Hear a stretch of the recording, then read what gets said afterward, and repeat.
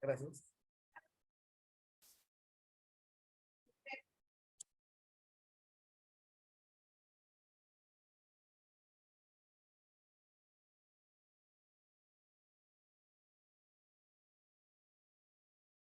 Un rato, muchachos, un ratito.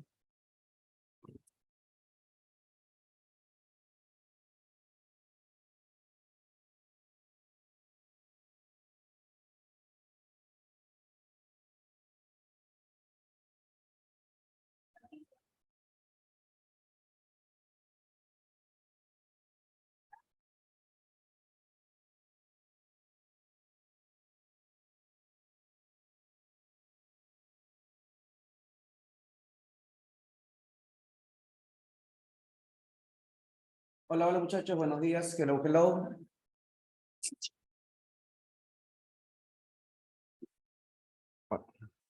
Creo que sí me escuchan, ¿no? Ahí está, sí, sí me están escuchando. Edson Leonel, buenos días, buenos días. Marjorie, Miriam, Michelle, Carlos, Trilce, Jennifer. Muy bien, empecemos. Eddie Roger, buenos días. Ana Paula, Juan David, buenos días. Luis, Raúl. Muy bien, muchachos. Hoy nos toca trabajar el capítulo de sistema nervioso. Alison, Romina, buenas, buenas. Nos toca trabajar el capítulo de sistema nervioso. A ver, ideas. ¿Para qué sirve el sistema nervioso? A ver, ¿qué han escuchado en el colegio o han venido leyendo de repente? Sirve para pensar, me dicen acá. El cerebro sería más que todo, ¿no? El cerebro sería más para pensar. Se encarga de la memoria, me dicen. Cerebro, cerebro. Muy bien, Luis. Luis rompe esquemas y me dice, profe, la homeostasis. Claro que sí, Luis. El sistema nervioso se encarga de regular la homeostasis. Y usamos los datos que me da Carlos Villegas. Genera, regula o mantiene la homeostasis utilizando neurotransmisores. Ese es el dato que me pone Carlos Villegas, ¿no? Acá me dice Edson, para equilibrar y coordinar las funciones del cuerpo y así mantener la homeostasis. Claro que sí. Se encarga de mantener la homeostasis utilizando impulso nervioso y neurotransmisores. Creo que hasta ahí estamos claros. Acá me dicen, profe, el sistema límbico es por evolución y adaptación. Estamos en nervioso todavía. Creo que he venido leyendo. Muy bien, qué alegría. Entonces, si es así, uy, ¿qué pasó? Vamos a ponerle modo avión, si no va a estar molestando esto. Ya está ya. Ahora, el sistema nervioso humano, habíamos hecho animal la clase pasada, hemos hecho reticular, el difuso, el cicloneuro, radial. Hoy trabajamos netamente el humano, sistema nervioso humano. El humano tiene dos sistemas nerviosos, el central y el periférico. Y este sistema nervioso central se va a dividir en dos componentes, en el encéfalo y la médula espinal. Profunda consulta, en su grafiquito, ¿quién vendría a ser el encéfalo? El encéfalo vendrían a ser estos componentes que estoy resaltando. Son tres componentes, a la sumatoria de esos tres se le llama encéfalo. Y el que se encuentra en la parte inferior vendría a ser la médula espinal. La médula espinal. Profe, una consulta, ¿y quién forma parte del encéfalo? Ah, buena preguntita. Detallamos acá. Ah, el encéfalo está protegido por un conjunto de huesos. A ese conjunto de huesos se le va a llamar cráneo. Y también por unas membranas llamadas meninges. A las membranas le estarían llamando meninges. Luego detallamos un poquito más sobre las meninges. Ahora sí, vamos con las partes del encéfalo. Ese de verdecito, acá le he puesto con verde, se va a llamar cerebro. Debajo del cerebro hay una pelota de rojito. A esta pelotita se le va a llamar cerebelo. Uy, acá hay un pequeño error. Cerebelo. Un ratito. Voy a ponerlo con blanco. Me voy a manchar. Uy, acá hay una preguntita. A ver qué me dicen. Muy bien, Jade Carolina, claro que sí. Se estaría llamando cerebelo. Y de frente del cerebelo, o sea, de la bolita de rojito, vas a encontrar algo de anaranjado. A eso de anaranjado se le estaría llamando el tronco encefálico o también llamado el tallo cerebral, dicen, ¿no? O tallo encefálico.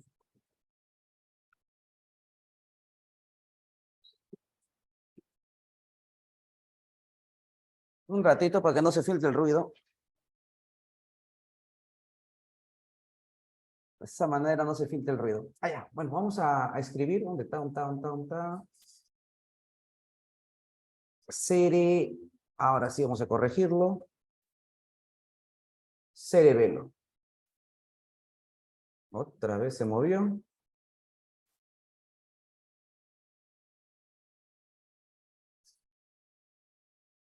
Ahí está. Cerebelo. Con negrita. Un poquito más grande.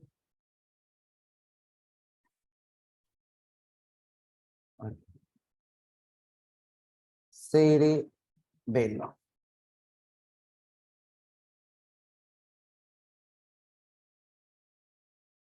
Bueno, ahí está. Entonces, la sumatoria de estos tres te estaría dando el encéfalo.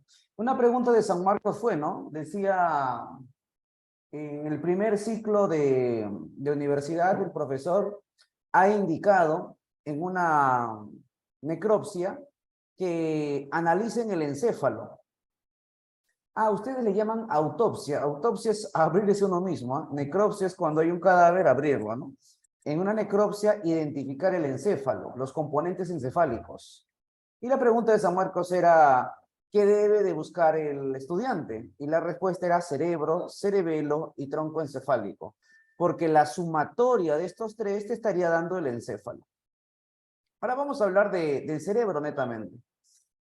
A ver, ¿para qué sirve el cerebro? El cerebro tiene un montón de funciones, ¿ah?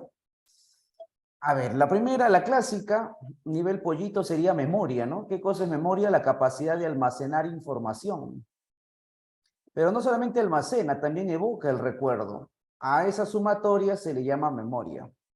También, ¿para qué sirve tu cerebro? Conciencia. ¿Qué cosa es conciencia? La capacidad de darse cuenta, ¿no?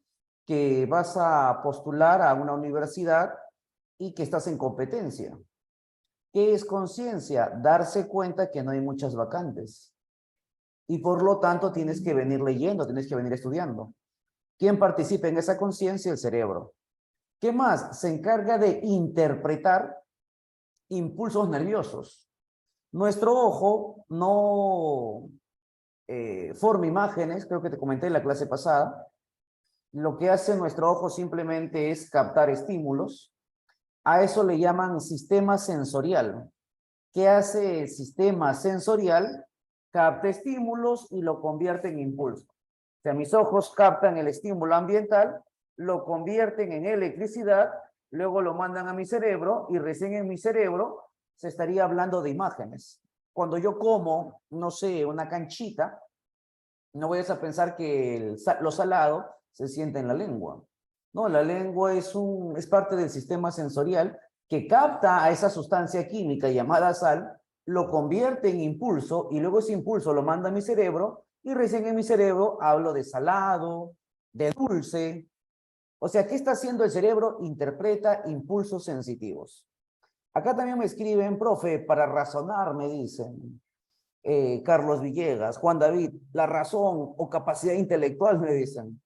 A eso se le llama pensamiento. A lo que ustedes están hablando se le llama pensamiento. ¿Qué es pensamiento? Bueno, es algo superior a la memoria, ¿no? Es la capacidad para representar la realidad de forma abstracta y general. Y dentro del pensamiento hay ciertas operaciones, ¿no?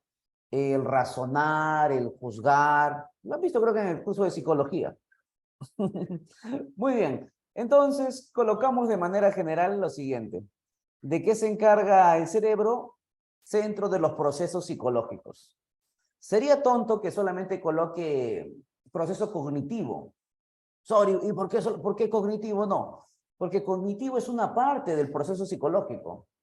Recuerda que el proceso psicológico se divide en tres. Cognitivo, afectivo y conativo. Cognitivo tiene que ver con conocer la realidad. Afectivo, cómo esta realidad nos afecta de manera positivamente o de manera negativa. Si estamos alegres o si estamos tristes. Y conativo, la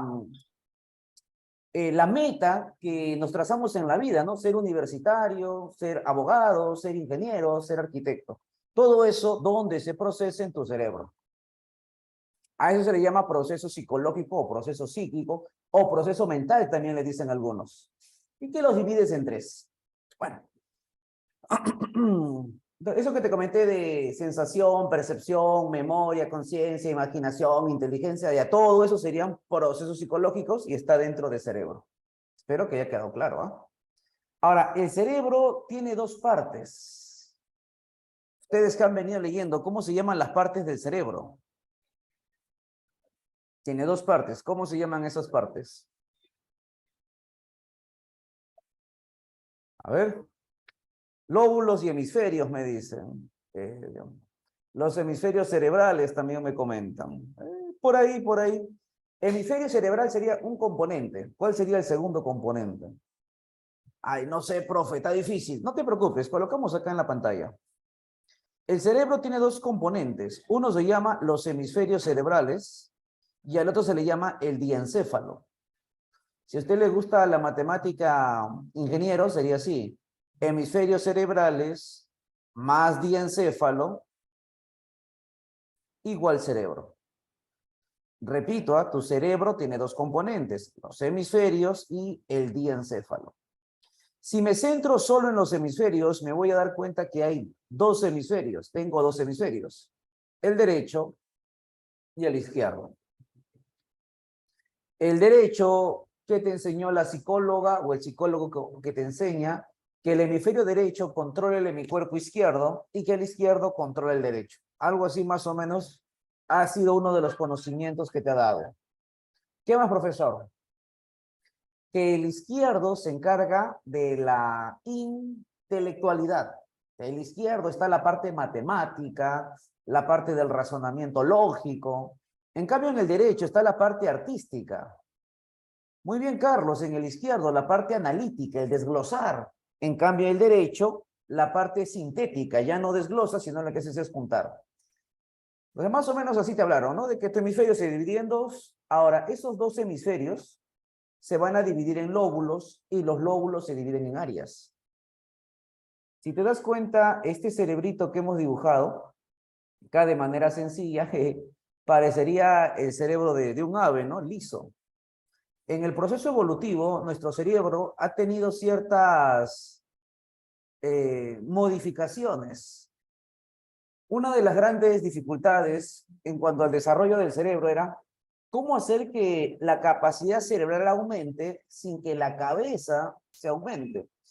El elefante, por ejemplo, es un mamífero que tiene la cabeza grande y por lo tanto su cuerpo va a ser grande. Entonces, ¿cómo superar ese problema, no? De que el cerebro tenga más capacidad, pero que no incremente el volumen, el tamaño de la cabeza. Y es por eso que en el cerebro van a aparecer ciertas rugosidades. En el caso de las aves, tienen un cerebro liso, le dicen lisencéfalo. En cambio, en nosotros hay rugosidades, circunvoluciones se le llama.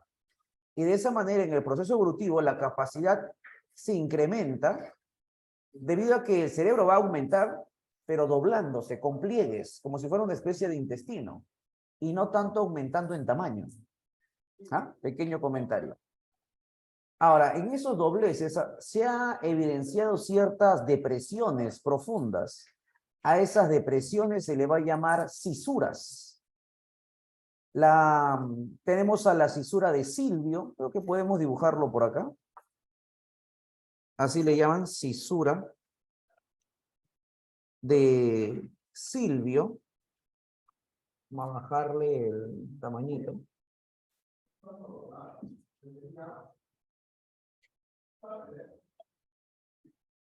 Voy con verdecito mejor para que sea bonito. Ahí está. cisura de Silvio, acá abajito, ahorita lo señalo. Luego tenemos a la cisura de Rolando. Son 4 cisuras. Vamos con tres básicas. Ah, muy arriba se fue. Y por acá tenemos a la cisura de... Le llaman la perpendicular externa. Perpendicular, la cisura externa, tanta cosa. Y le dejo un pequeño espacio. A ver, a ver. Sí, ahí podría quedar.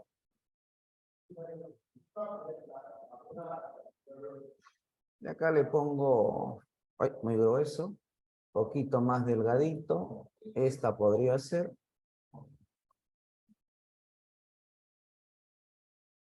Acá un cuadradito. Ay, usted que sabe geometría, creo que ya te ubicas. ¿Qué es eso? Una perpendicular, ¿no? Cisura perpendicular externa. ¿Sí? Se comió la letra, ya salió. Ja, ja, ja. Ahora, habíamos dicho que el cerebro tenía ciertos giros. A esos giros se le va a llamar circunvolución, que hacen que el cerebro se incremente. Como te digo, es un doblez como si fuera el intestino delgado, ciertos dobleces. De manera sencilla que voy a señalar eso, ¿ah? Este es tu cerebro. Si deseas la corteza cerebral. Corteza cerebral.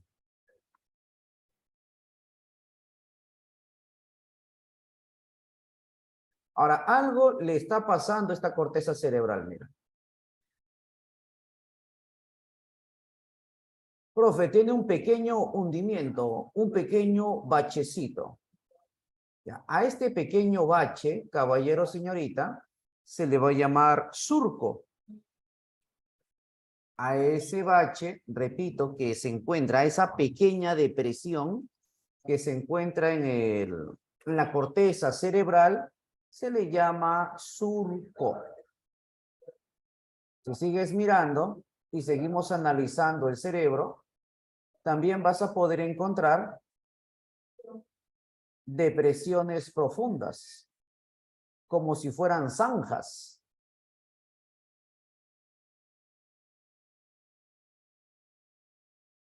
A estas depresiones profundas, ¿cómo se le va a llamar, profesor? Se le llama cisura. Acá por el chat me dicen, profe, ¿qué es una cisura? Me dicen. Acá lo estamos dibujando justamente, jovencito. La cisura es una depresión profunda. Para que tengan una idea, supongamos que la pista sea la corteza del cerebro. Te habrás dado cuenta que a veces cuando el carro pasa, como que se hunde un poquito. Ya eso vendría a ser un surco, una pequeña depresión.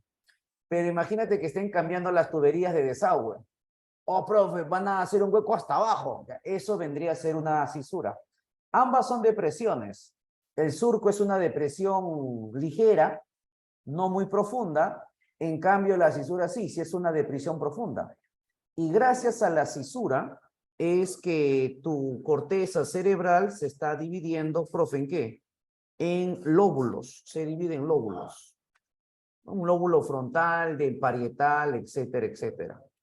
Entonces, si te preguntan, ¿cómo se llama la estructura que favorece la división de lóbulos? La respuesta, ¿cuál sería? Cisuras. Hay 4 cisuras, como te comento. De las 4, solamente en la pantalla he colocado 3. Y acá tenemos a una. Esta es la cisura de Silvio, que genera este lóbulo en la parte inferior llamado temporal. Y acá tenemos a la cisura de Rolando, que divide al frontal del parietal. Y acá, caballero, señorita, la cisura perpendicular externa, que se encarga de generar el lóbulo occipital.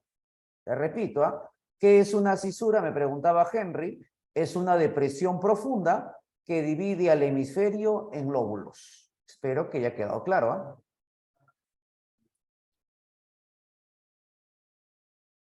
Dice acá, profe, las cisuras también son representadas como divisiones. No entendí eso, Juan David. Que si sinónimo de cisura es división, bueno, ningún texto de anatomía que haya leído he visto esa palabra, ¿no? Entonces, cisura de presión profunda. ¿Y qué es lo que hace? Separa el hemisferio en lóbulos. Pero división, no. No he visto ningún texto que use esa terminología. Bueno, hasta ahí creo que vamos bien. Hay una depresión profunda, acá te hablo de la cuarta cisura, que hizo que tu cerebro se divida en dos hemisferios. Mira, si eso que ves ahí es mi cerebro, como está mirando para allá, yo también miro para allá, o sea, mi cabeza, mi cerebro, en la pantalla. Si yo giro, obviamente que el gráfico del cerebro también va a girar, ¿no? Y te está mirando de frente. Ahora voy a agarrar una sierra eléctrica y voy a cortar de arriba hacia abajo. Si llegas a cortar todo esto, mi cara cae. ¡Plop! Si usted se centra solamente en esta parte de acá, repito, lo he cortado, le llaman corte frontal, y esto cae, ¡ploc! Y te centras solamente en esto, ¿qué es lo que vas a ver? El gráfico que está acá. Es el mismo, solamente que en este gráfico está mirando hacia un lado, hacia la derecha. El de acá te está viendo de frente, pero lo hemos cortado. Y de esa manera yo puedo decir que acá tengo al hemisferio derecho y al costado tengo al hemisferio izquierdo.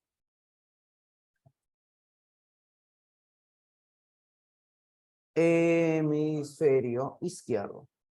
Una pregunta que viene bastante y en psicología y también en biología fallan es ¿cómo se llama la estructura que divide al cerebro en dos hemisferios, en el derecho y en el izquierdo? ¿Qué estructura divide al cerebro en dos hemisferios?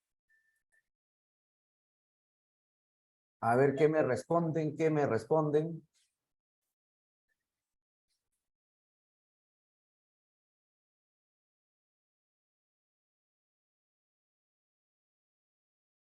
El cuerpo calloso, me dicen por acá. Cisura hiperméstica. Ay, nunca he escuchado eso en mi vida, Carlos Villegas. Primera vez que he escuchado la cisura hiperméstica. No, nunca he escuchado eso.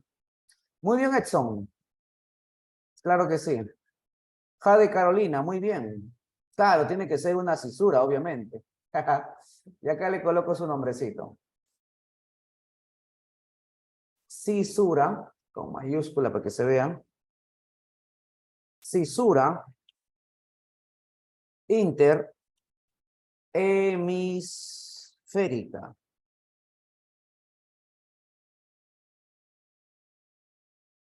Algunos también le llaman cisura perpendicular interna, pero la que San Marcos utiliza es esta de acá, interhemisférica. Ante esa pregunta, la gran mayoría de estudiantes marca cuerpo calloso. O sea, en psicología les enseñan cuerpo calloso y cada vez que hablan de hemisferio, cuerpo calloso, lo que sea, pero le ponen cuerpo calloso. No, quien divide a tu cerebro en dos hemisferios es la cisura interhemisférica. Y luego quien divide a tu hemisferio en lóbulos son las otras cisuras. Pero lo que hacen las cisuras es separar. En cambio, el cuerpo calloso es un conjunto de cables que se van a encargar de unir, de comunicar a esos hemisferios. El hecho de que a usted le guste dibujar, o sea, que tengas desarrollado el hemisferio derecho, no quiere decir que usted no sepa sumar.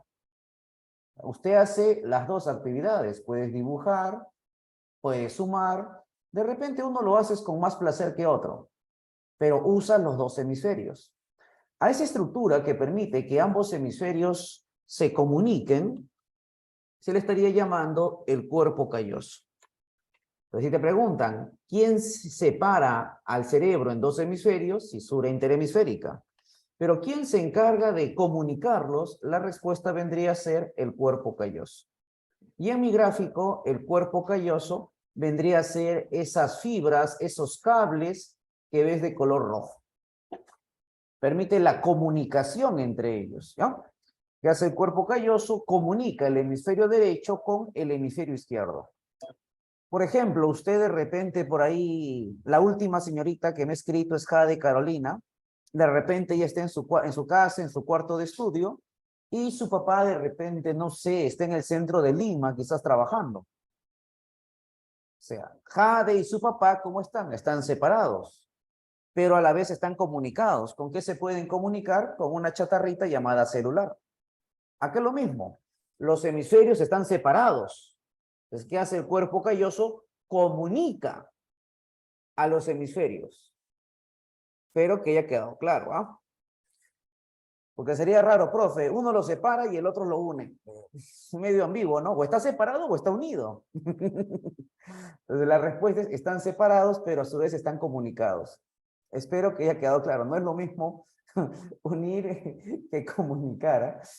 Bueno, hasta ahí creo que vamos bien. Estamos analizando el cerebro. Ahora, ¿qué más podemos colocar acá? Vamos a dibujar. Creo que sí sabes los lóbulos, ¿no? Este sería el lóbulo frontal, temporal, parietal y occipital. Eh, ¿Para qué sirven cada uno de ellos? Voy a hacer algo tonto. A ver si te ubicas. ¿Qué estaré dibujando por acá? Como que un perro. No, eso no va a ser un perro, no sea gracioso. ¿Qué será? ¿Qué será? Muy bien, es un ojo. Entonces, ¿qué significa? ¿Qué significa ese gráfico? Que todo lo que tu ojo capta, todo lo que tu ojo capta, se va a procesar en ese lóbulo, el lóbulo occipital. Ahí es donde se estaría formando las imágenes. No se forman en tu ojo. Las imágenes se estarían formando en tu cerebro. Profe, ¿en qué parte de mi cerebro? En el lóbulo occipital, en el lóbulo occipital. Acá Jade Carolina me dice, profe, fibras comisurales. Ah, es de cuerpo calloso, su sinónimo es fibra comisural. Hay varias fibras, señorita Jade. Acá tenemos las fibras de asociación. Si usted desea, miren. ¿Qué hace la fibra de asociación? Comunica lados del mismo hemisferio. El de rojito vendría a ser las fibras de asociación. Al cuerpo calloso también le llaman fibra comisural, como usted me lo ha colocado. Pero también hay otro, miren, que se llama las fibras de proyección, en la cual sale del hemisferio derecho y se va al lado izquierdo.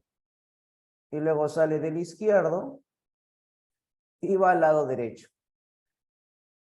Y es justamente por eso que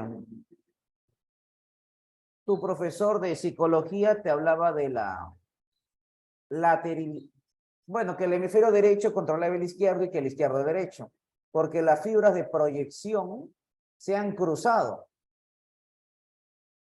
Estas fibras de proyección, que acá me hablan por interno, son formadas por la célula piramidal gigante. Por lo tanto, a esta intersección, como son cruces de células piramidales, se le llama decusación piramidal. Decusación piramidal. Después lo veremos un poquito más eso. Ah, la del costado. A esto le llaman fibras de asociación. La de arriba es cuerpo calloso, Luis. Las que están acá se llaman fibras de asociación. Comunican lados del mismo hemisferio. Y las que salen se llaman de proyección. Proyección. Henry me escribe, profe, es necesario que el cerebro esté mojado. Mojado. El cerebro está mojado. Nunca en mi vida he escuchado eso.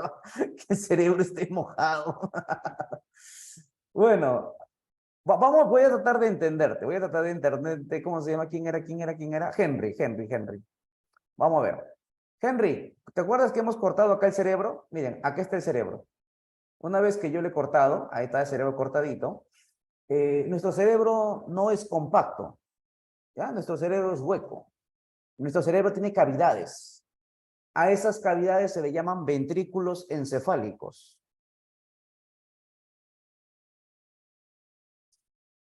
¿Cuántos ventrículos tenemos? Tenemos 4 ventrículos. Así como el corazón, cuando tú lo abres, tiene cavidades, tu cerebro también tiene cavidades. O sea que tu cerebro es hueco, nuestro cerebro es hueco, el cerebro de los mamíferos es hueco.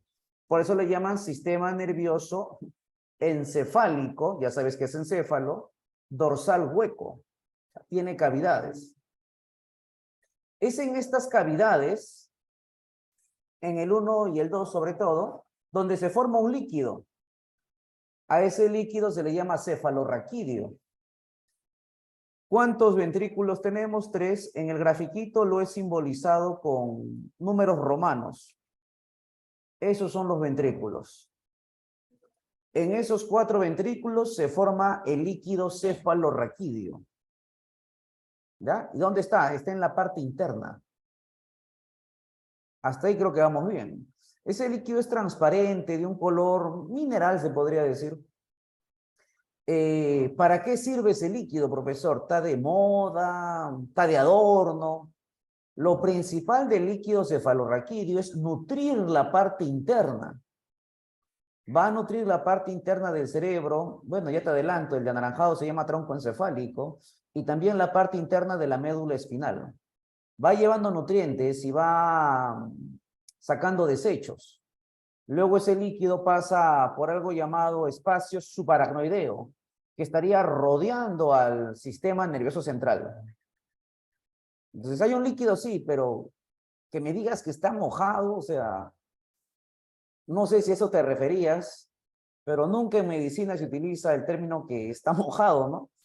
La pregunta de repente habrá sido, ¿cómo se llama el líquido presente en el sistema nervioso central? Ah, ¿qué más? Líquido cefalorraquídeo.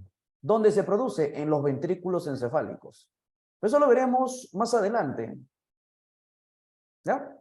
Porque esa es la segunda parte. Recién estamos en cerebro. Jade me dice, profe, producido por las células ependimarias. Ah, el líquido cefalorraquídeo. Claro, las células ependimarias que forman el plexo coroideo. El plexo coroideo es lo más adecuado, Jade Carolina. Muy bien. Entonces, creo que hasta ahí vamos bien. Sigamos con el hemisferio. Estamos viendo acá las partes primero. Ahora, ¿qué más podemos dibujar? A ver si me sale, ¿no? En el óvulo temporal, a ver, ¿de qué se encargará? Uy, este color no me gusta. Este podría ser. ¿De qué se encargará el óvulo temporal? A ver, interprete el gráfico, pero que se entienda. Ay, qué feo, me parece un Klingon. Una nariz, profe. Sí, es una nariz. Por lo tanto, si es una nariz, ¿de qué se estaría encargando? De la olfacción. El olfato, profe. Vale, vale, vale.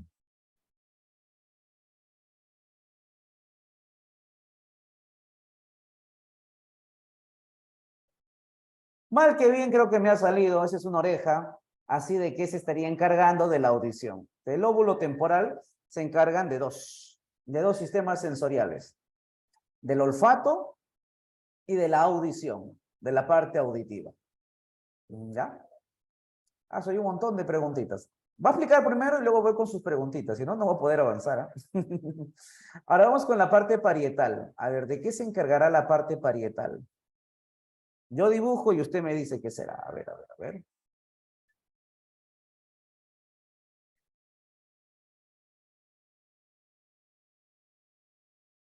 Del gusto, muy bien, claro. No sé dibujar lenguas, así que dibujé un par de labios. Ya, pero creo que con eso nos orientamos. Sería el gusto. Ah, qué feo salió. A ver otro. ¿Qué sería eso?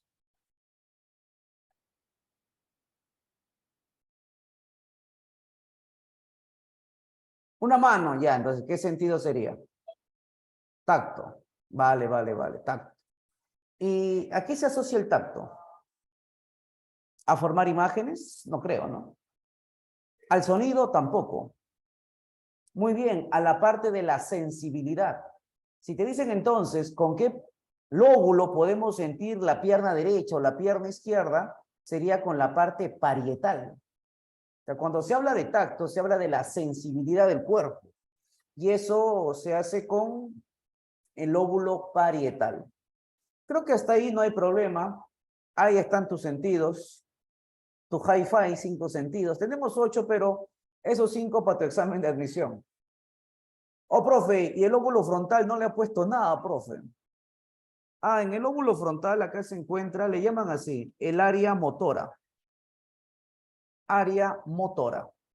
¿Qué significa cuando se pone área motora? O sea que los movimientos que tu cuerpo realiza vienen de ese lugar.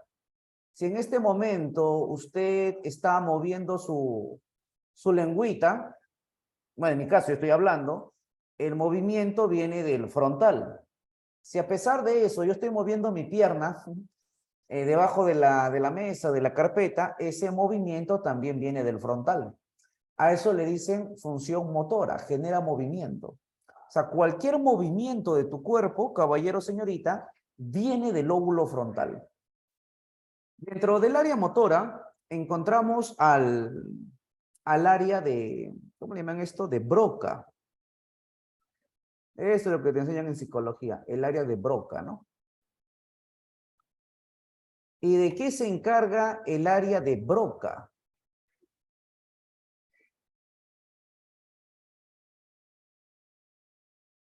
De articular el lenguaje, me dicen por acá. Ya. Me quedo con la respuesta de Carlos Villegas. Área de Broca, de manera sencilla, sería sirve para hablar. Área de Broca sirve para hablar. Eso es todo.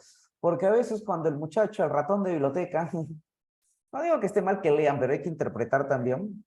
Dicen, expresión del lenguaje. Define expresión, define lenguaje. Ahí no sé, pero en el libro. Articule el lenguaje. Entonces, para no complicarte la vida, el área de Broca, ¿de qué se encarga de hablar? Debes tener términos claros, comprensibles. Por si acaso te venga una pregunta de eco, usted está preparado, listo para responder dicha pregunta. Ahora, muy diferente a hablar del área de Wernicke, o también llamado área de Wernicke, ¿no? Área de Wernicke. ¿Y de qué se encarga el área de Wernicke?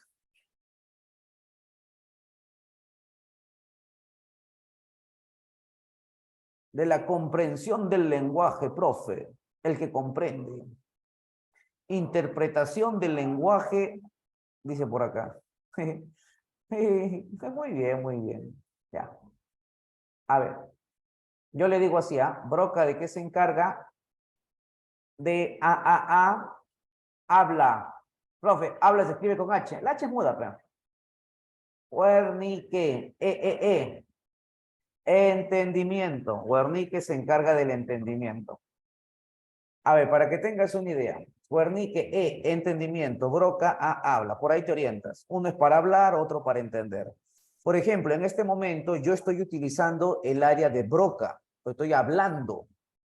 Si ustedes me están respondiendo correctamente, como lo estoy viendo acá por el chat, ustedes están utilizando el área de Wernicke. Estás entendiendo lo que yo estoy hablando. Supongamos que yo digo, ¿no? ¿Cuánto es 2 a la 10? Y un estudiante dice, profe, azul, azul, azul. ¿Qué área está defectuosa en dicho estudiante? ¿Broca o Wernicke? Yo pregunté, ¿cuánto es 2 a la 10? Y él responde, azul, azul, azul. Claro, Wernicke. ¿Por qué, profesor? Porque no entiende la pregunta, responde una cosa por otra. Y si capaz yo le pregunto, ¿no? ¿Cuánto es 2 a la 10? Y él, oiga, ¿cuánto es 2 a la 10? Entonces, si te das cuenta, no puede hablar. Si no puede hablar, la lección ¿dónde sería? En el área de Broca. Hasta ahí creo que vamos bien, ¿no, muchachos? Hay más áreas, ¿ah? Hay de Yerin, Exner, etcétera. Pero para biología es suficiente esas dos que ves ahí. Acá adelante, los psicólogos te hablan de un área prefrontal. A esta área que ves acá, que estoy pintándolo de moradito, o con verde podemos colocarlo, incluso creo. A eso le llaman el prefrontal. Ahí se encuentra el juicio, la toma de decisiones, tu personalidad se encuentra ahí. Si usted es alegre, risueño, participativo, colérico, energúmeno, ya todo eso se encuentra acá en el prefrontal. A veces por ahí los padres son un poco agresivos cuando el estudiante, no sé, comete alguna falta, ¿no? Y más si sobre todo es varoncito. Entonces a veces por ahí papá lo golpea en la cabeza, golpes con su puño, cocacho, como dicen los varones.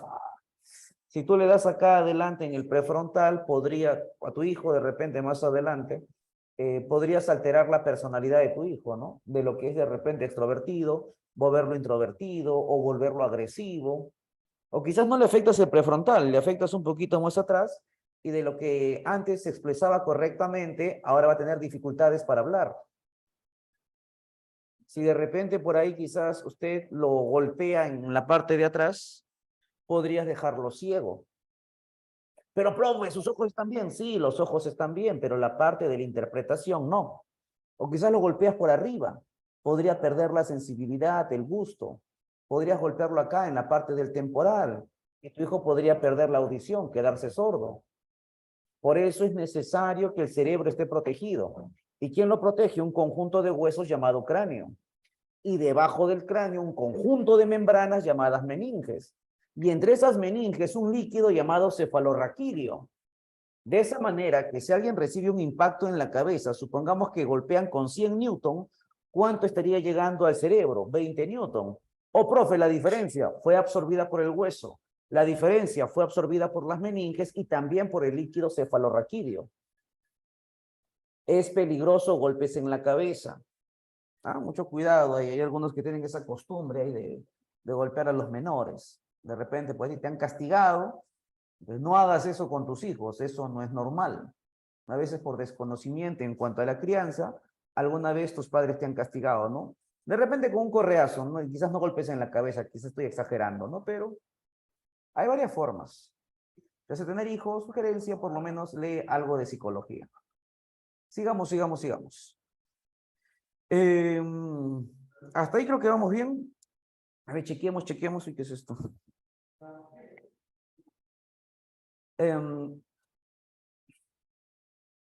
Lóbulo occipital. Entonces, ¿de qué se encarga el lóbulo occipital? De la visión. Si de repente no se entiende el esquemita que hice adentro del cerebro, te mareas, acá le pongo visión. El parietal sería gusto, chanfle, gusto y tacto, y se entiende tacto por sensibilidad. El temporal se encarga del olfato, ¿y qué más era? Y audición, olfato y audición.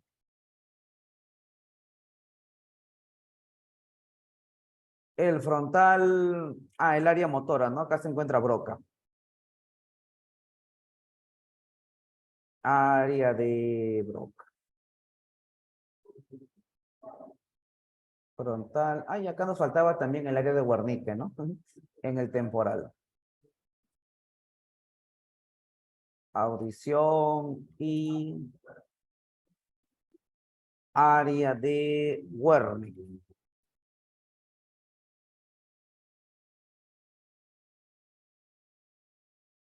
Ay, ya está. A ver, profe, ¿qué parte está relacionada con el olvido? El olvido es la ausencia de memoria, Smith Jordan. El olvido es un complemento de la memoria. Hay memoria a corto plazo, memoria a largo plazo. La de corto plazo está asociado al hipocampo, la de largo plazo al lóbulo temporal, joven Smith. Ahora, los textos que he leído no he encontrado de un área asociada al olvido. Lo que sí te puedo decir que el olvido es un complemento de la memoria. De eso se sabe, pero un área específica para el olvido no lo he encontrado. Si usted lo sabe, me gustaría que comparte esa información conmigo. Espero que haya quedado claro. Pablo me dice, la cisura transversal y la externa son iguales. No he leído la palabra transversal, Pablo César. Yo más lo conozco como a la del occipital, cisura perpendicular externa o cisura simiesca. Yo lo he encontrado en los textos, bueno, que he leído, ¿no? Pero si usted lo ha encontrado como transversal en su bibliografía, vale, ¿no? Pero yo no lo he encontrado, así que no puedo dar certeza de ese sinónimo, ¿no? Bueno, hasta ahí creo que vamos bien en cuanto a los hemisferios cerebrales.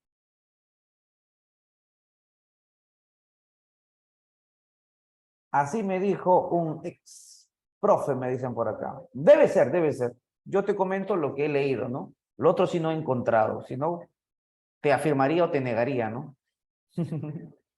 Muy bien. Y bueno, esos serían los hemisferios, ¿no? Hay más funciones, ¿no? Hablar de cerebro tranquilamente se puede hacer en 2 horas, puro cerebro, pero tenemos que avanzar más porque el capítulo es sistema nervioso central. Ahora, el segundo punto que tenemos que aprender del cerebrito es el diencéfalo. Diencéfalo. ¿De qué está formado el diencéfalo? Tiene dos componentes. A uno le llaman el tálamo y al otro le dicen el hipotálamo. Hemisferio cerebral comunicado por el cuerpo calloso.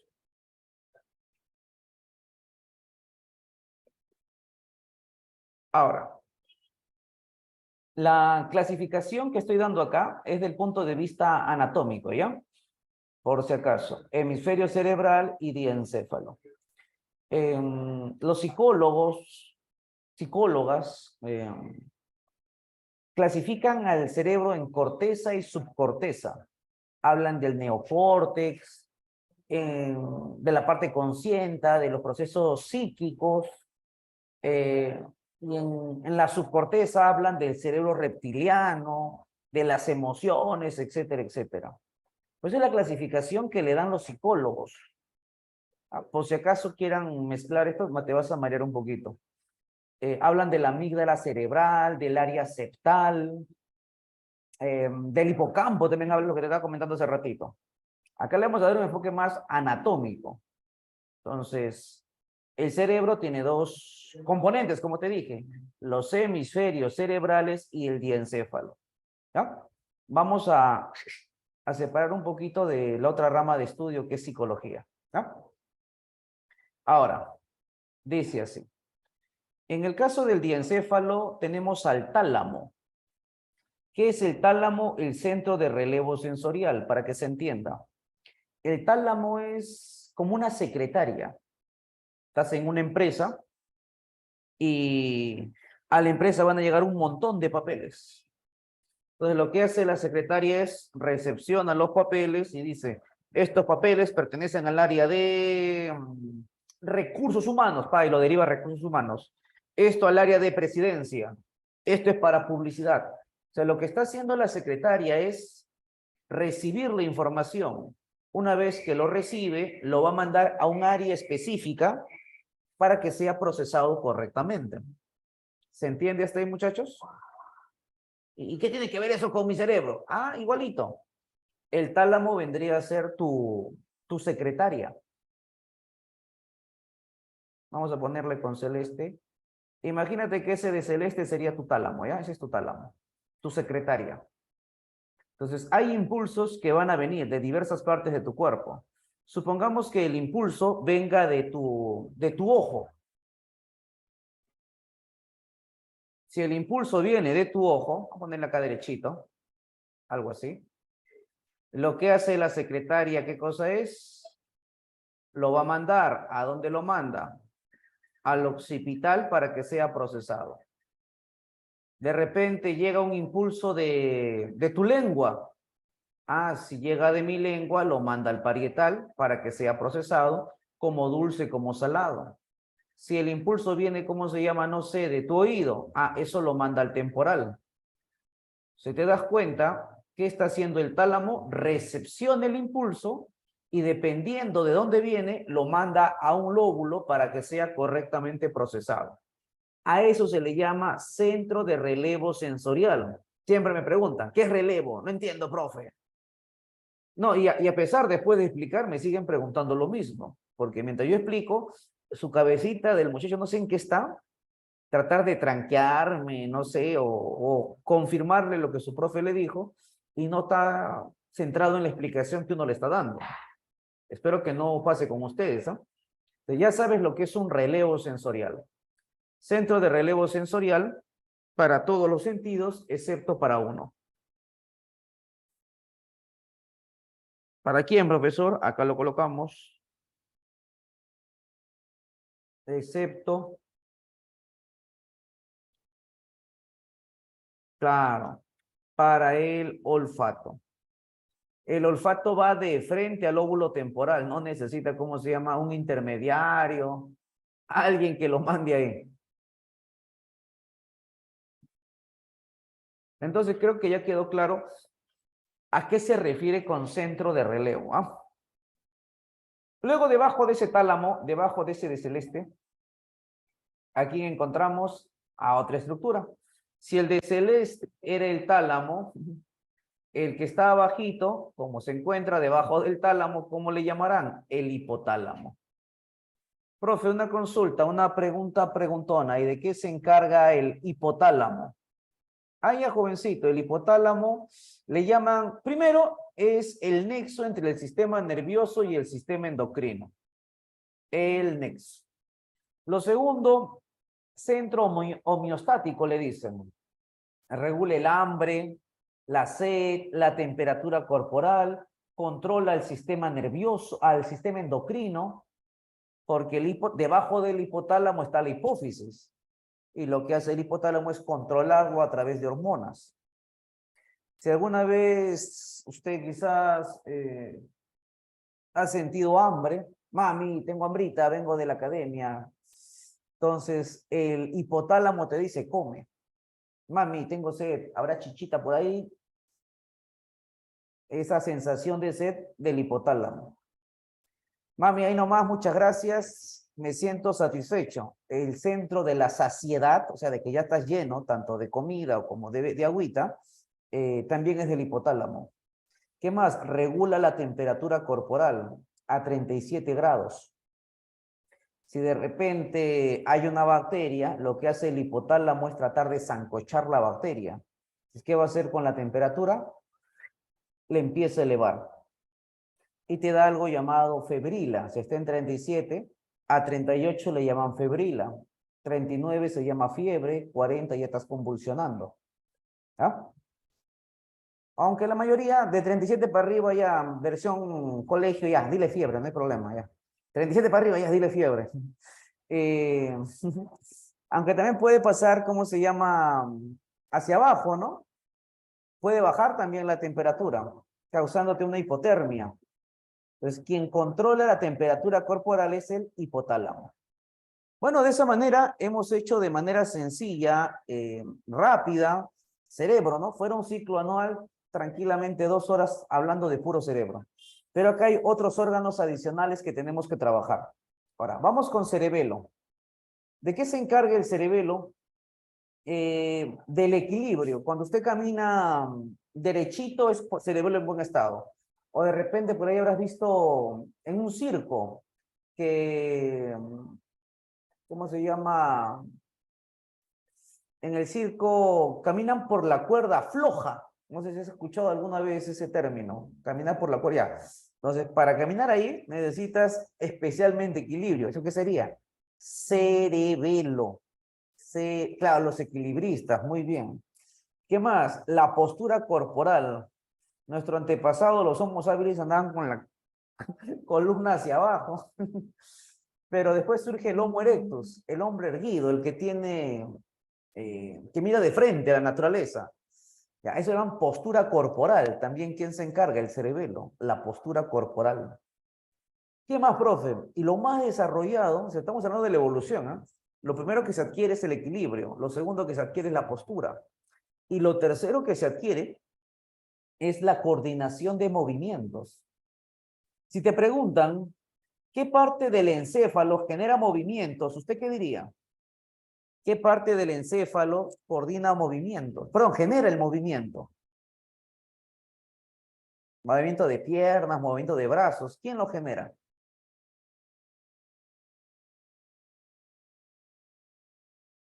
Cerebelo, falso. El cerebro. Muy bien, Juan David. El frontal, me dice Juan David. ¿Te acuerdas que te había comentado? Área motora. Muy bien, Jennifer. Todo movimiento de tu cuerpo viene del frontal. Pero si ese movimiento es preciso, quien le dio esa precisión es el cerebelo.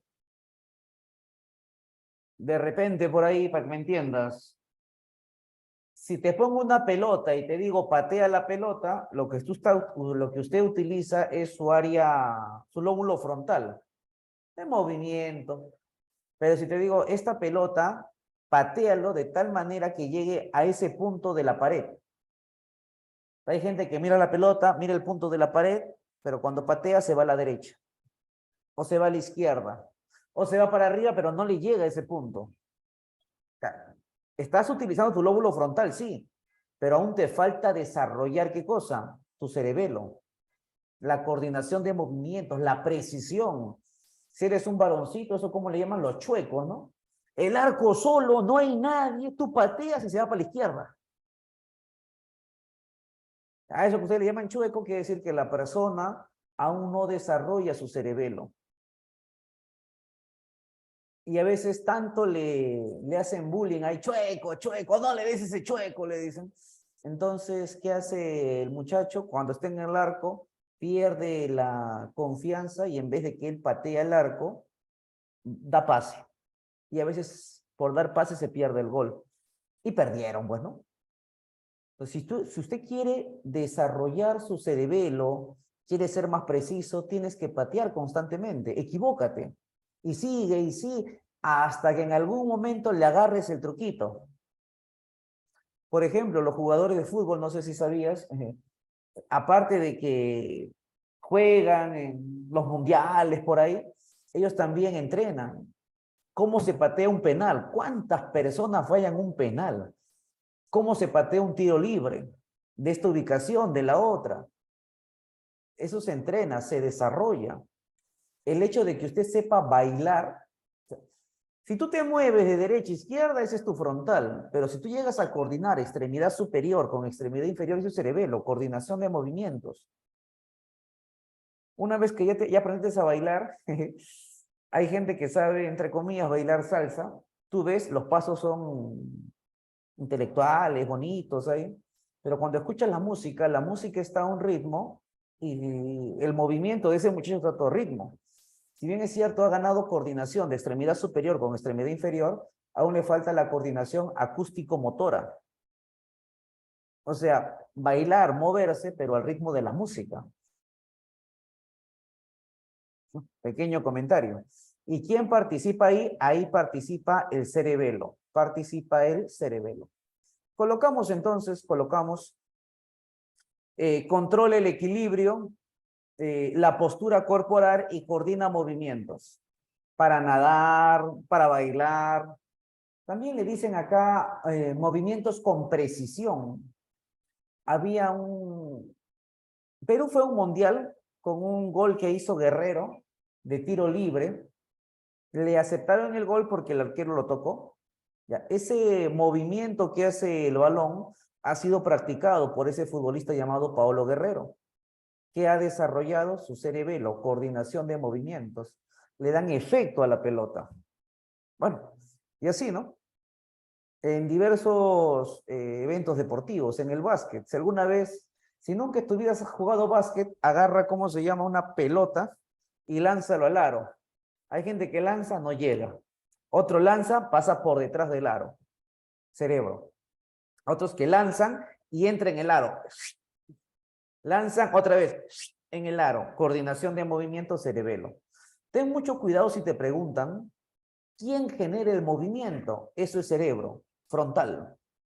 ¿Quién coordina ese movimiento? ¿Quién lo hace preciso? Ahí sería el cerebelo. El cerebelo se encarga de la precisión. Incluso asociado a ello se le puede hablar de patologías, ¿no? Ataxia, ¿cómo se llama? Dismetría cerebelosa, astenia, entre otras. Pero bueno, sigamos.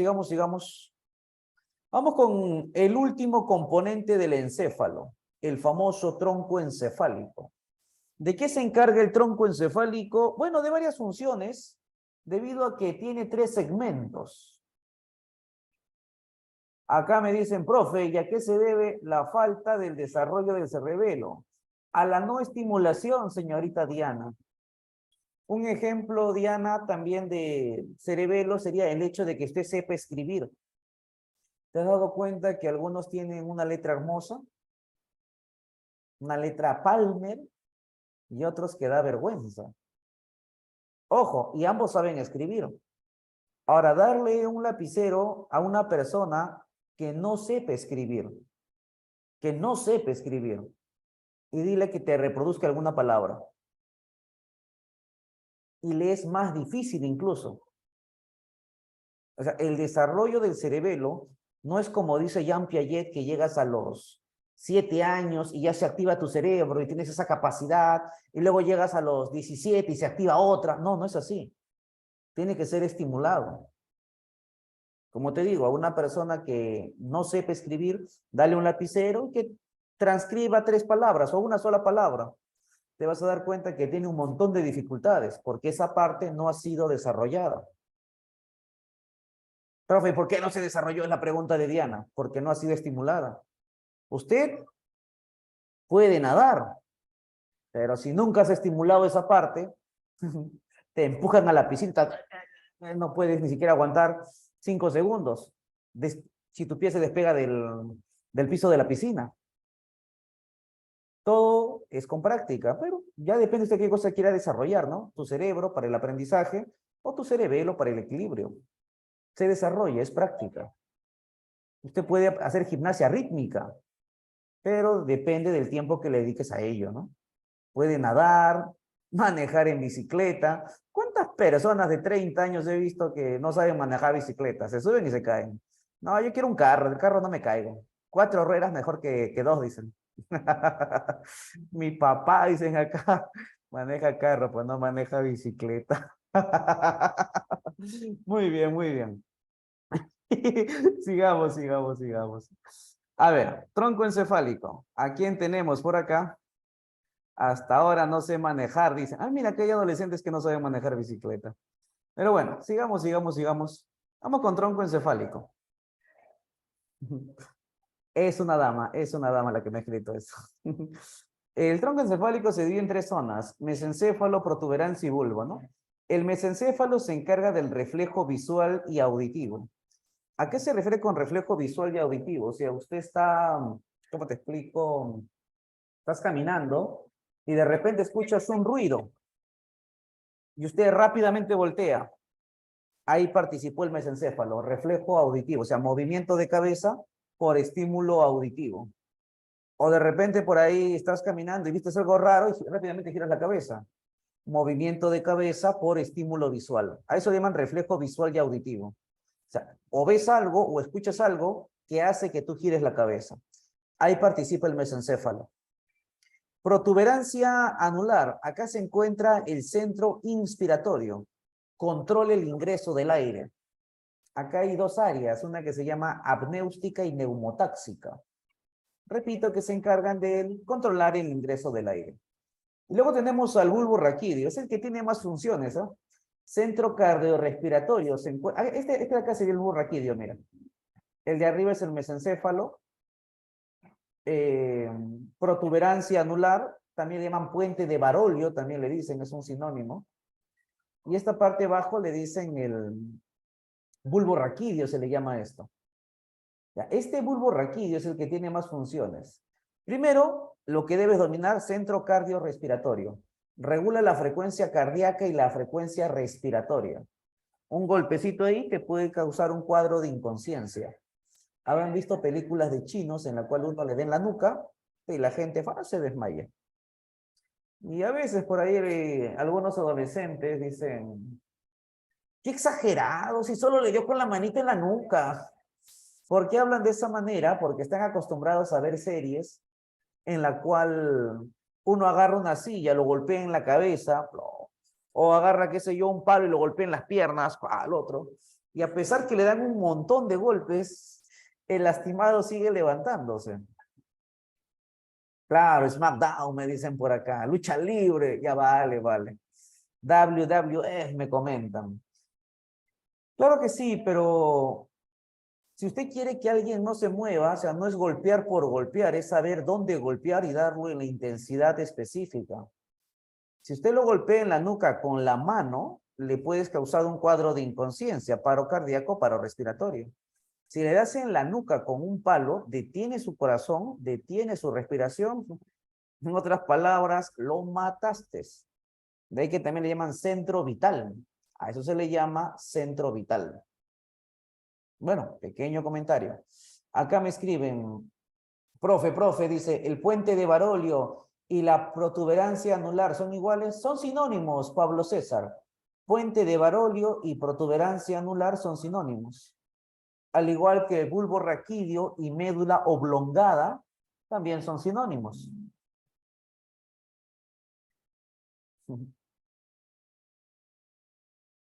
Jade, profe, ¿cuál es el sinónimo de puente de Barolio? Protuberancia anular, Jade. Protuberancia anular, protuberancia anular. Ahí está. Muy bien. Aparte de eso, de centro cardiorrespiratorio, regula ciertos reflejos, ¿no? Regula la tos. Cuando toses, eso viene del bulbo raquídeo. ¿Qué más? El hipo. Ese es bulbo raquídeo. Ojo, el hipo es una contracción espasmódica del diafragma, no tiene nada que ver con que estás creciendo. Ah, shu. El estornudo también es del bulbo raquídeo, es controlado por el bulbo raquídeo. ¿Qué más? El vómito. Hay gente que come, y después dice, ¿por qué comí? Y se inducen al vómito. Con su dedito lo insertan en su boca y empiezan a vomitar. Ya, pues eso es bulbo raquídeo. ¿Qué más? Regula el diámetro de vasos sanguíneos. Regula diámetro. Tos, estornudo, diámetro de vasos. Diámetro de vasos sanguíneos.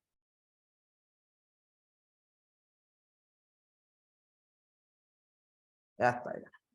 Y de esa manera podemos decir que hemos culminado lo que es el encéfalo, los tres principales componentes, cerebro, cerebelo y tronco encefálico. Hay más funciones, pero ya no me queda espacio, no se pase. Edson, profe, ¿al bulbo raquídeo también se le puede decir médula oblonga? Claro que sí, Edson, claro que sí. También se le puede decir médula oblonga, oblongada también le dicen.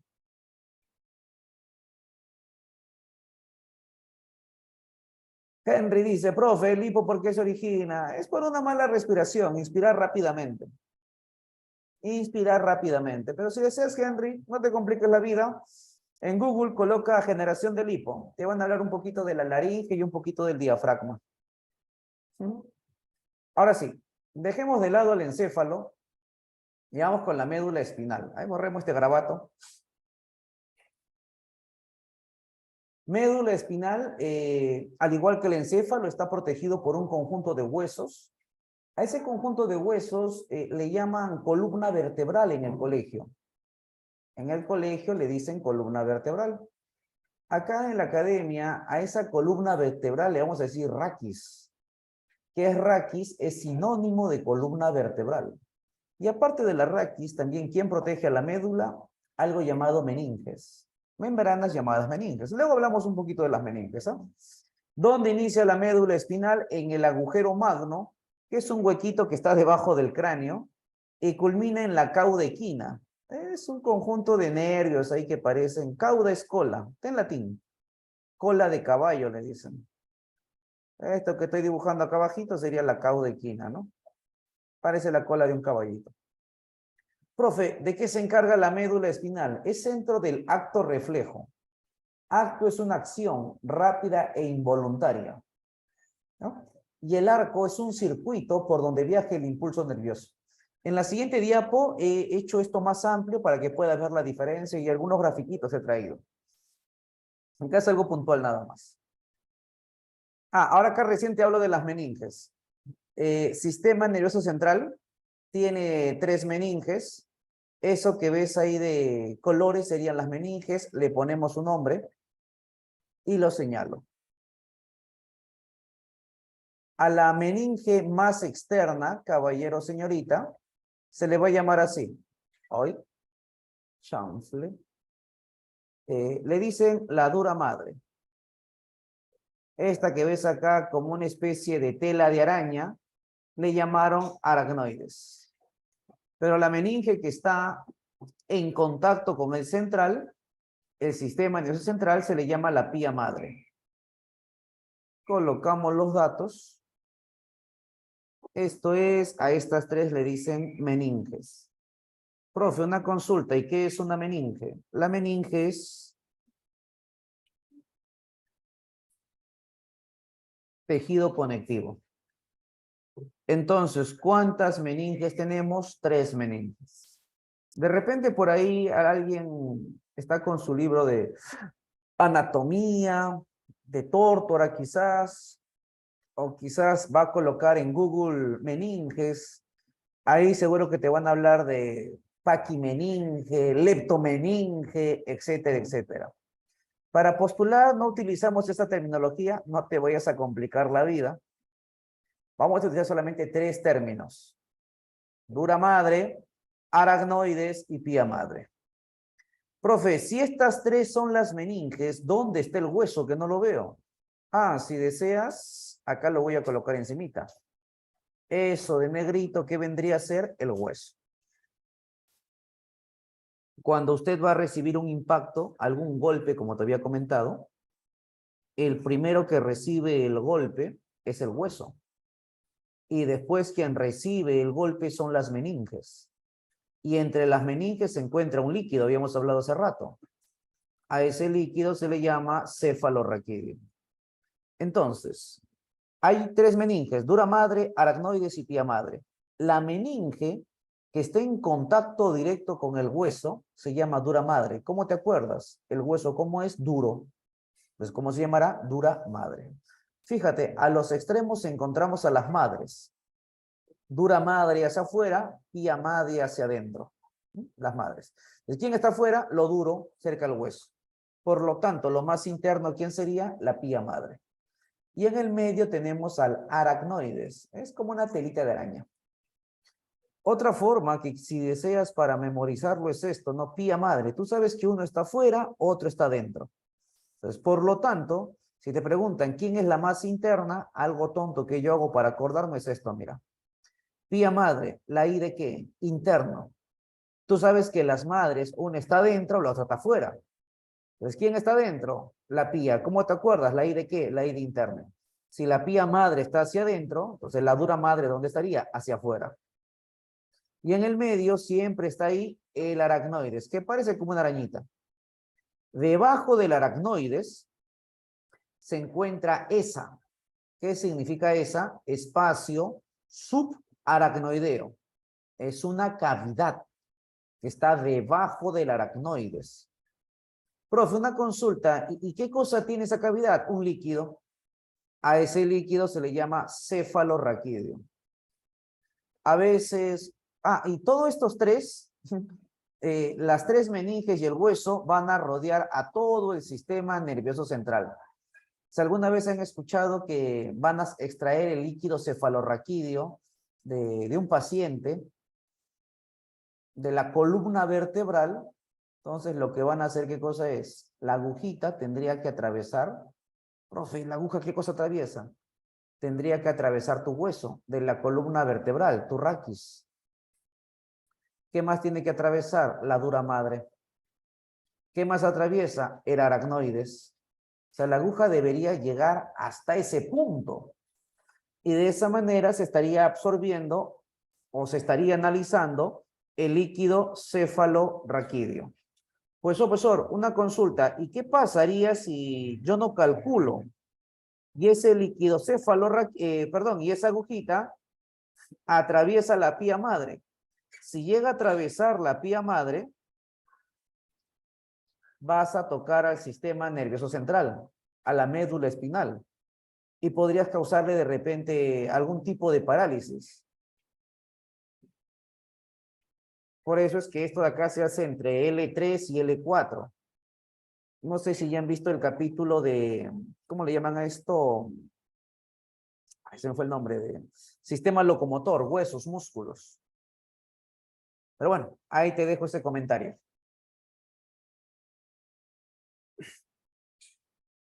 Entonces ya tienes una idea de cómo estudiar cómo se llaman las meninges. Ahí ya tienes el truquito. Ahora, vamos con las cavidades internas y que también se va a asociar con las meninges. Escucha, escucha. Creo que Jade me estaba hablando de esto al inicio. Hoy Chanfle lo tapó. Un rato. A ver, para que entre.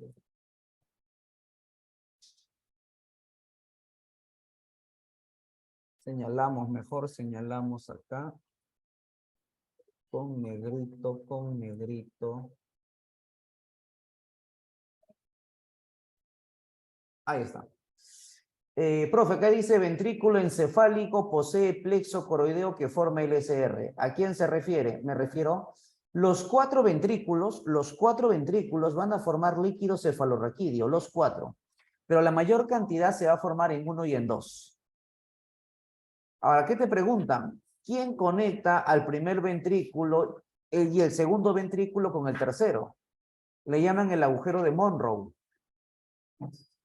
Han hecho preguntas de esta índole. Esto sería el agujero de Monroe. ¿Quién comunica al tercer ventrículo con el cuarto ventrículo? Silvio, el acueducto de Silvio.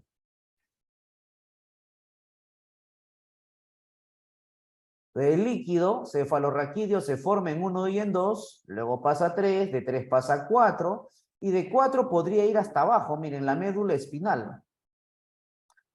Y después regresa por el mismo lugar y estaría saliendo por este orificio, no sé si lo puedes apreciar.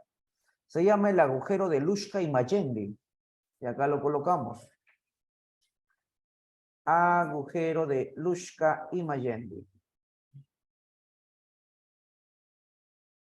Y por ahí estaría saliendo, profe, ¿quién? El líquido cefalorraquídeo. Si deseas, acá le colocamos. Por ahí sale el LCR, con mayúscula. Líquido cefalorraquídeo. A esta altura podría colocarle. Y si borro esto para que se vea mejor, quedaría así. A ver, ven.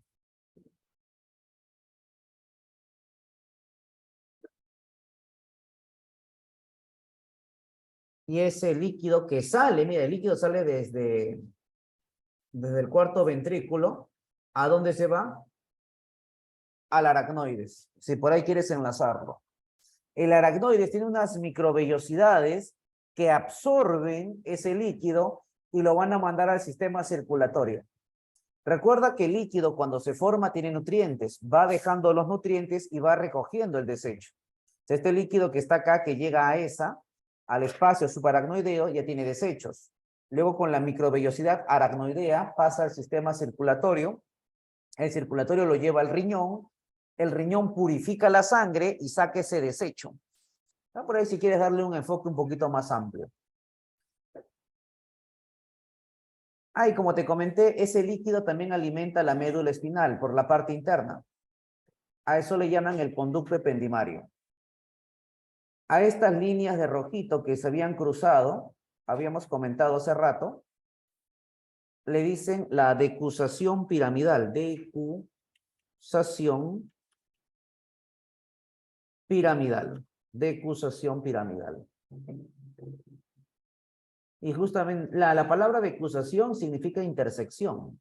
Piramidal es por el nombre de las células. Y justamente gracias a esta decusación piramidal es que el hemisferio derecho controla el izquierdo, el hemicuerpo izquierdo y viceversa. Profe, acá yo veo que usted ha dibujado de anaranjado. Sí, pues esto de anaranjado, ¿qué sería? El tronco encefálico. ¿Dónde ocurre esa decusación piramidal? ¿En qué parte estaría ocurriendo? En el bulbo raquídeo. Voy a quitarle diámetro de vasos sanguíneos y acá le voy a colocar el otro dato. ¿Ah? Eh, con, para que te acuerdes, con minúscula para que entre, con decusación piramidal. Y ya sabes qué es eso, ¿ah? Acá me escriben por interno varios estudiantes, me dicen, profe, ¿puede repetir sobre el conducto ependimario? Ah, ya, sencillo. Tú sabes que en los ventrículos se forma el líquido cefalorraquídeo, en los cuatro, principalmente en 1 y 2. Y ese líquido tiene nutrientes. ¿Ya? Ese nutriente, ¿a dónde va a ir? A la médula. Si te das cuenta, esto de moradito es la médula. A este conducto, a ese tubo que va hacia abajo, se le llama el conducto ependimario. Profe, ¿qué es un conducto? Un tubo. ¿Y dónde está? El ependimario se encuentra en el medio de la médula. Y por el medio está pasando el líquido cefalorraquídeo, con nutrientes para alimentarlo. Y así como ha ido con nutrientes, ese nutriente también va a subir. Ah, perdón, ese líquido ahora sin nutrientes, con desechos, sube. ¿Y por dónde sale? Por el agujero de Lushki-Mayendi. Espero, Carlos, que haya llegado, que haya quedado claro. ¿Eh? Pablo César me dice, ¿y el cervical dorsal? ¿A qué te refieres con eso, Pablo César? No comprendo.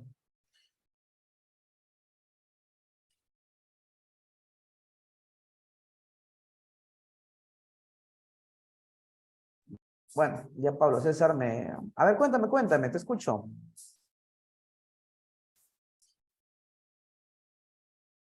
Perla, ese líquido, claro que sí, lo que estaba diciendo hace rato, Perla, ese líquido se extrae de la columna vertebral entre L3 y L4 o L4 y L5 y se le llama punción lumbar. De repente espinal porque es en la médula espinal, ¿no? Pero yo más lo conozco como punción lumbar. Punción lumbar. A las respuestas involuntarias, ¿qué? ¿Existe respuesta involuntaria dorsal lumbar? Nunca había escuchado en mi vida eso. Conozco nervios, dorsal, lumbar, pero no respuestas involuntarias. Lo veremos después, Pablo, lo veremos después, no te preocupes. Muy bien, muchachos, ya hasta ahí vendría a ser lo que es la parte de esta primera diapo, ¿no? Prácticamente más de 1 hora en una sola diapositiva. Sigamos. Ahora, vamos a detallar un poquito médula, sobre todo esto de acto reflejo y arco reflejo. ¿Ah? A ver, dice así. Pasemos a la siguiente diapo. Borremos el garabato. Ahora, detallamos un poquito más de médula. Dice así, ¿ya? ¿De qué se encarga la médula? Habíamos dicho que la médula se encarga del acto reflejo y del arco reflejo. ¿Qué es el acto? Su nombre lo dice, acto, acción, respuesta involuntaria. Tu cerebro no participa en este proceso. En cambio, arco, con R, arco, es la vía nerviosa que sigue el impulso. ¿Cómo es eso? Para que tengas una idea. Ejemplo de actos reflejos. Que te golpeen debajo de la rodilla. No es golpearte en la rodilla. He escuchado gente, hay que golpearle la rodilla para que se mueva, dicen. Se golpea debajo. Hay un hueso llamado rótula. Se lo golpea debajito y la pierna se eleva. Ese es un acto reflejo. Otro acto reflejo es este, miren. Tocas una vela que está encendida y se eleva. Eso que ustedes están viendo, que una pierna se mueve o que el brazo se mueve, se le llama acto, acción involuntaria. Tu cerebro no participa en ello. ¿Hasta ahí vamos bien, muchachos? Excelente. Ahora, ¿cómo es un arco reflejo? es lo que pasa internamente para que esa estructura se mueva.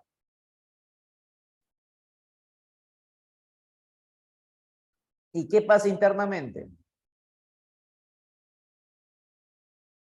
Para que lo reconozca. El brazo creo que sí lo reconoces. Este gráfico que está acá vendría a ser la famosa médula espinal.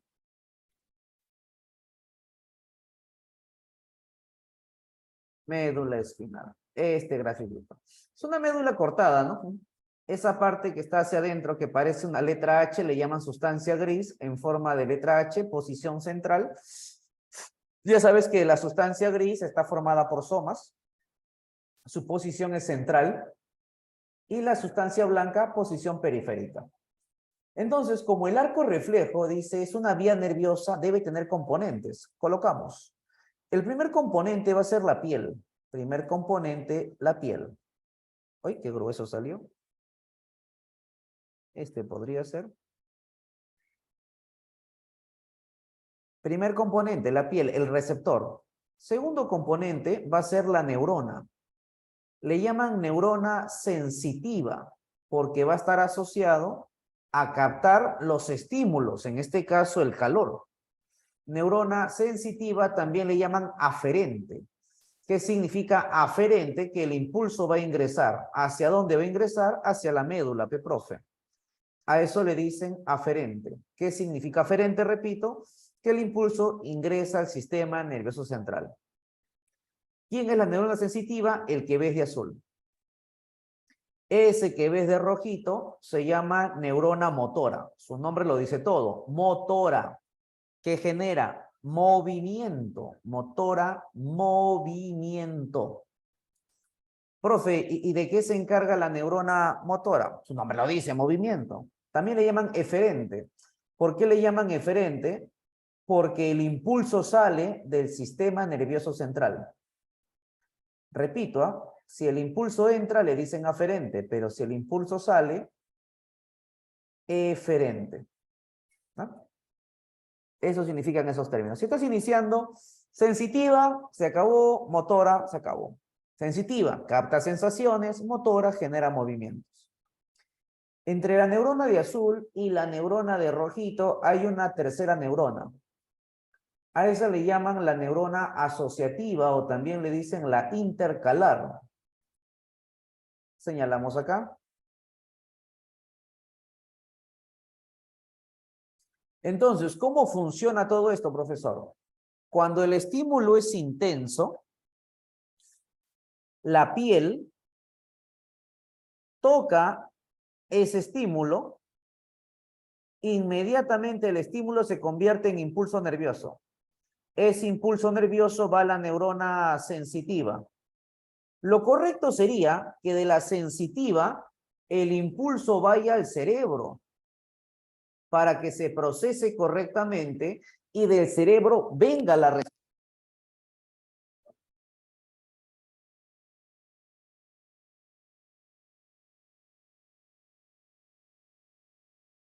Profe, no se escucha.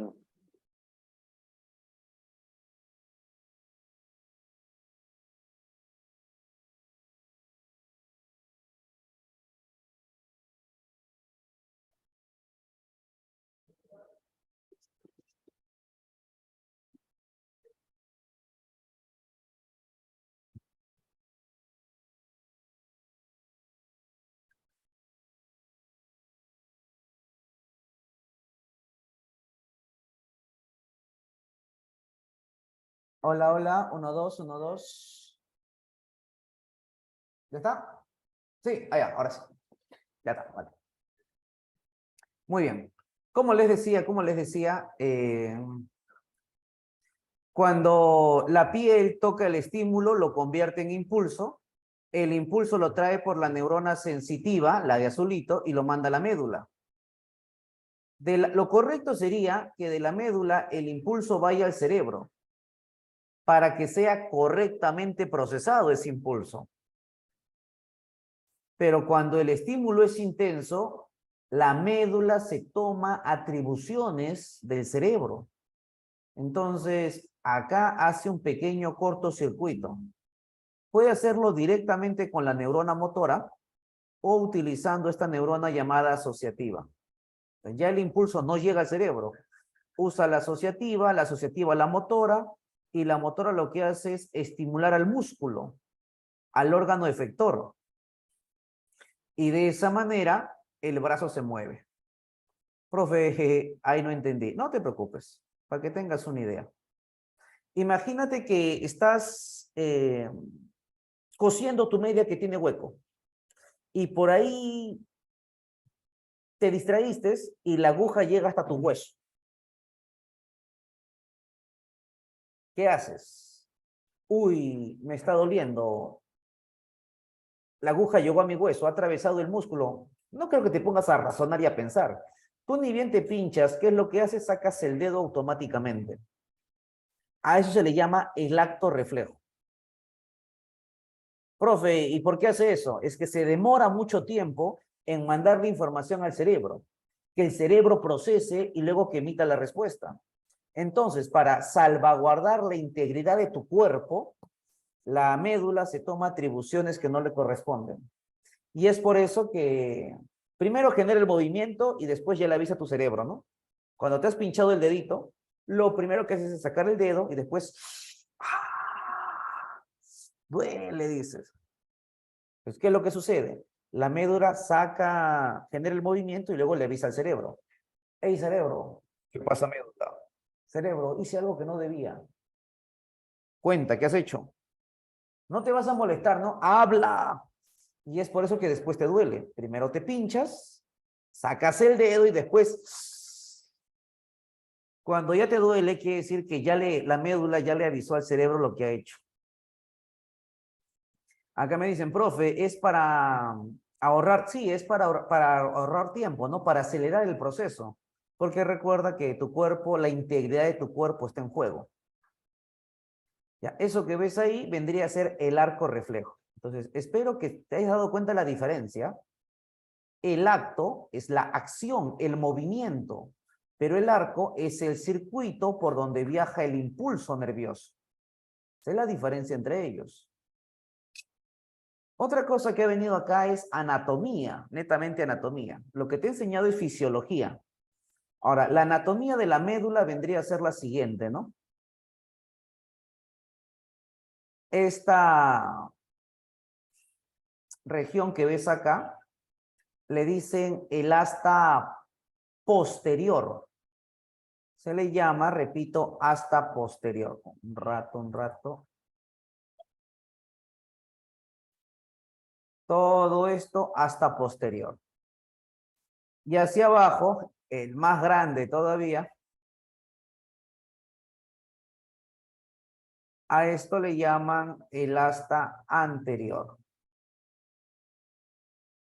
Preguntas que hacen acá, ¿qué neurona está asociada al asta posterior? Entonces, tú dirías, profe, ¿qué neurona? La sensitiva. Posterior sería la sensitiva. En cambio, la anterior, ¿qué neurona está? La motora. Algo tonto que yo hago para acordarme, porque cuando yo estaba en la academia siempre pataleaba con esto, motora, sensitiva. Yo dije lo siguiente, ¿no? De las dos astas yo me acuerdo solamente la posterior. Solamente la posterior. Algo tonto que hago es esto, miren. En la posterior, ¿qué neurona se encuentra? Con S, la sensitiva.